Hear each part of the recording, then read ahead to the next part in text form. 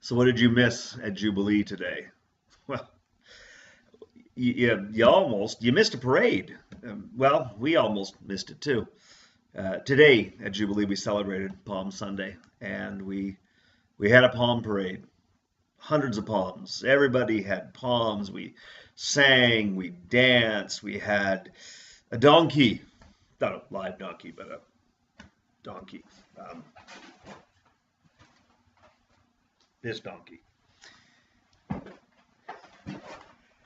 And well, as I say, we almost missed the parade because we got it going and then we needed to stop. We needed to stop because it just seemed wrong to have a parade today.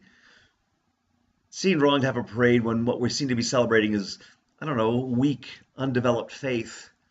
All those people who were spontaneously cheering Jesus' arrival, they had lousy theology. In Matthew's gospel, they call him the prophet from Nazareth. It's like they don't know who he is. They had no Christology, clearly. So it seemed to me that perhaps we shouldn't bother having a parade if we're just going to be celebrating weak faith, undeveloped theology. But then we read the gospel, and it's quite clear that Jesus wants to be there. He seems to plan almost to be there. And so I guess Jesus is okay being around people who have weak theology and undeveloped Christologies, who seem to get it wrong. So we went back to the parade. And then we had to stop again. We got to go and we had to stop again because it occurred to me that this parade is a celebration of hypocrites. These people who are yelling and screaming and cheering Hosanna, they're so thrilled that Jesus is there. It's only going to take a few more days for them to start calling for Barabbas instead of Jesus. When things get tough and difficult, when people are called to put something on the line, they're going to turn their backs on Jesus like that. And I have to confess that that might be me sometimes too. There are times when, as someone put to me years ago, if Christianity were a crime, I wouldn't likely be convicted. Probably be thrown out of court for lack of evidence. From time to time, I don't live up to my prayers or my Sunday aspirations. And we agreed that many of us are the same, and so we decided to heck with it. We can't have this parade. And then we thought about Jesus sitting on that donkey or that colt. Matthew's gospel can be confusing. But it's important to notice that this animal has not been ridden before.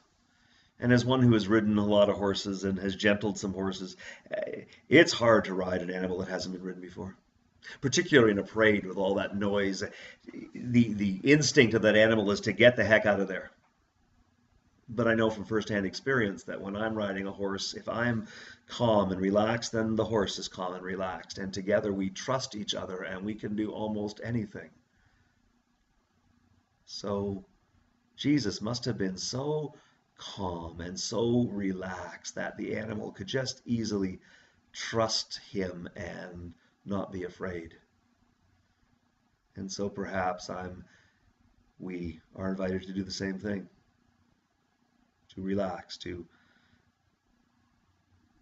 be calm, to take Jesus' acceptance of our hypocrisy, to notice that Jesus celebrates our aspirations and helps us get there more than Jesus convicts us for the times that we fall short. So, not that it's good to be hypocritical, but it shouldn't stop us from a parade. So we went back to the parade.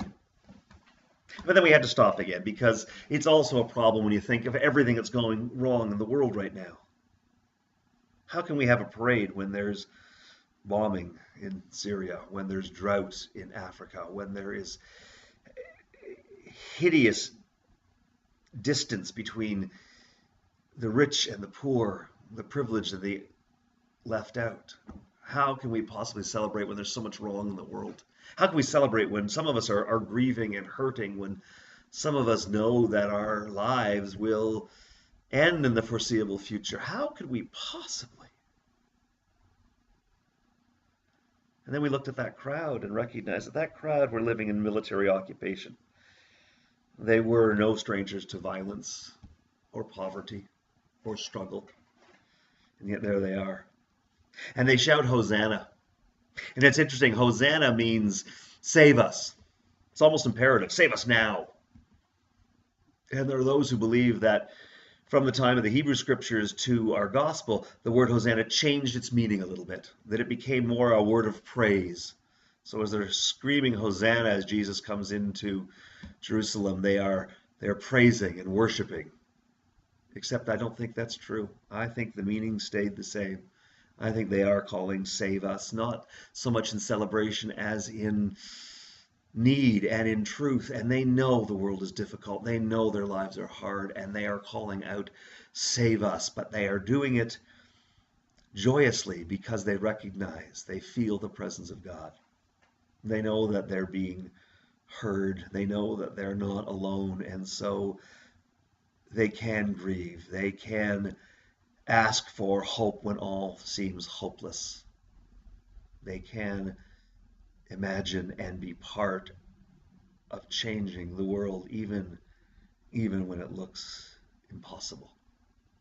Save us. Save us. And they know it's true. So in that light, we went back to the parade, and it was even more joyous than I could imagine.